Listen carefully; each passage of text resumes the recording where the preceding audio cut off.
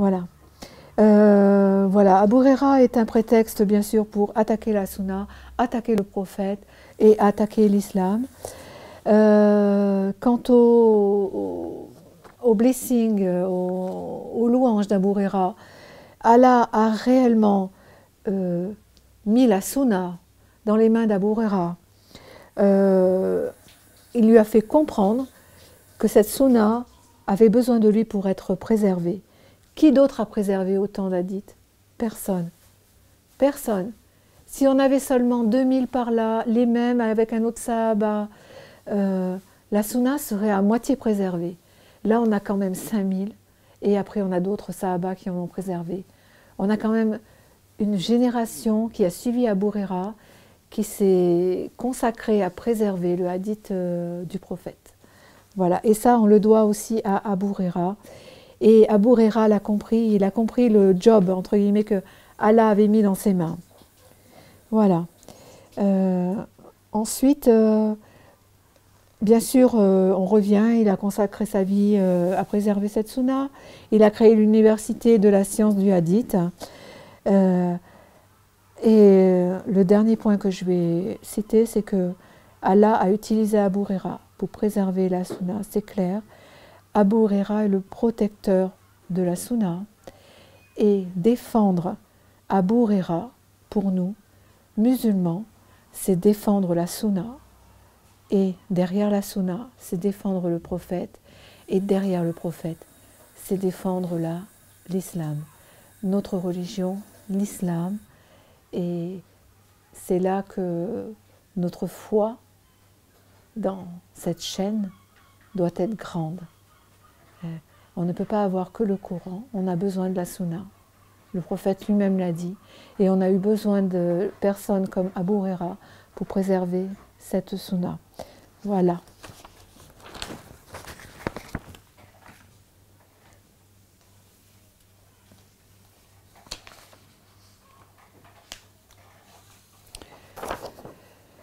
Alors, maintenant, je vais parler d'un sahaba que tout le monde connaît, qui a une réputation, on va dire, surtout parmi tous les musulmans. C'est celui qu'on appelle le premier muezzin de l'islam, c'est Bilal ibn Rabah. Alors Bilal, on le connaît surtout pour être le muezzin, on le connaît aussi pour avoir enduré beaucoup de tortures.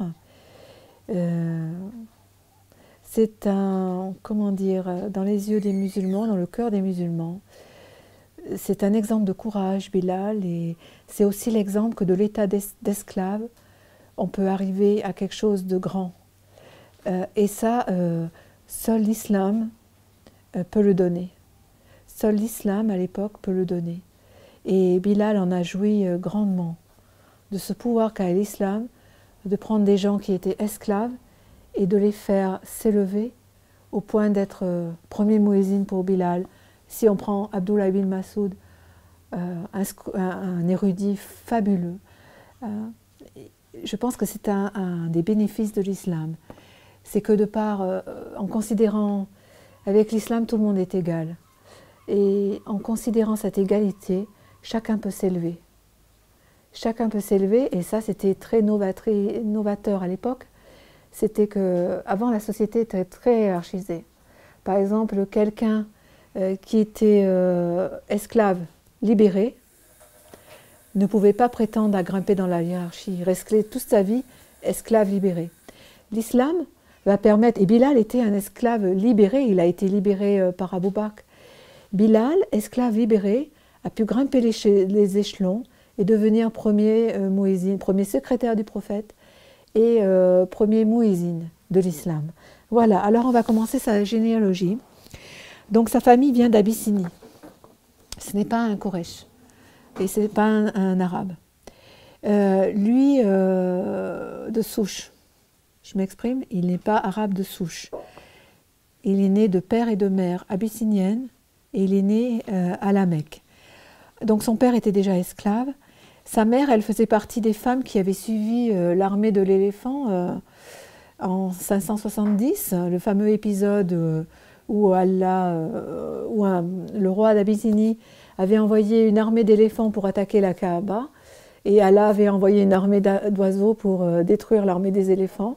Donc sa mère, elle a été prise comme captive, et elle a été amenée à la Mecque, et elle est devenue à son tour esclave. Elle était esclave au sein du clan des Banu Juma.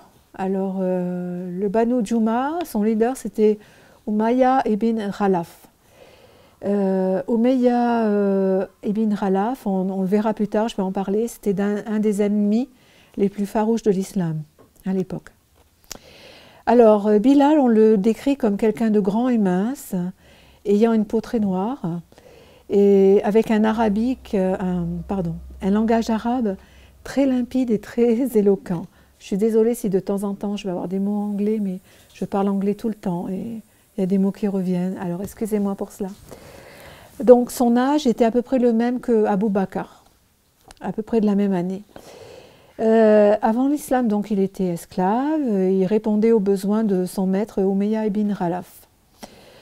Donc là, je vais vous parler de Umayya. Umayya était le chef du clan des Banu Juma, et il était parmi les nobles seigneurs de la Mecque.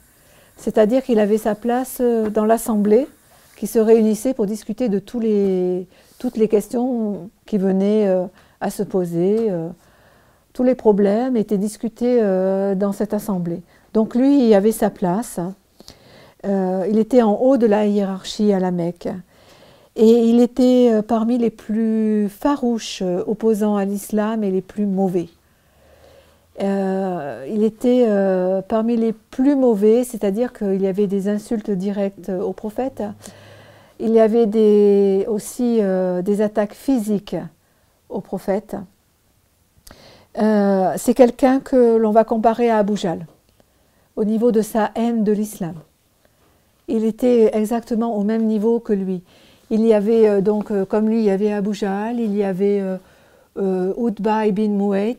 Utba ibn Mu'ayt, c'est lui qui a mis la carcasse de chameau sur le dos du prophète quand il était en prostration. Voilà. Et il y avait Umayya ibn Khalaf. C'était les trois vraiment les plus hargneux, je dirais, contre le prophète, contre l'islam. Après, vous aviez d'autres opposants, comme Suhail ibn Amr, Abu Sufyan, même Al-Walid al-Mughira, dont on a parlé avec Khalid. Certes, ils s'opposaient à l'islam, mais c'était plus une opposition de conviction et sincère. Voilà. C'était pas une opposition haineuse, c'était des gens qui sont toujours restés plus ou moins corrects avec le prophète, qui ne l'ont jamais agressé physiquement et verbalement à un niveau qui n'est pas acceptable. Voilà, c'est des gens qui avaient une certaine idée de la contestation, mais la contestation soft, pacifique, par le verbe, par oui, on est contre parce qu'on pense que l'islam n'est pas la religion, la vraie religion, mais on n'attaque pas physiquement et verbalement. Alors, Bilal a été un des premiers convertis à l'islam. Il y a plusieurs hadiths, je vous laisse les chercher. On va faire un peu d'interactivité. Je ne vais pas tout vous dire, mais c'est à vous d'aller chercher un peu les hadiths. Et c'est très passionnant. Quand on commence à chercher les hadiths, après on n'arrête plus. Donc, plusieurs hadiths en apportent la preuve. Par contre, il n'y a pas de récit sur les circonstances de sa conversion. On ne sait pas comment. Est-ce qu'il a été converti par le biais d'Abou Bakr ou par le biais d'un autre Sahaba? Ça, on ne peut pas le dire. En tout cas, il fait partie des premiers convertis. Donc, il a ce blessing, cette qualité sur son curriculum vitae, on va dire. Alors, il garda son islam, bien sûr, caché pendant 2 ou 3 ans. Et lorsque le prophète a commencé à prêcher ouvertement l'islam, à le rendre public, donc la troisième étape du dawa, la haine des chefs korachites, elle aussi a été publique, on va dire. C'est-à-dire que là, on a commencé par des insultes, des attaques physiques sur le prophète. Et en fait, cette haine, elle a été surtout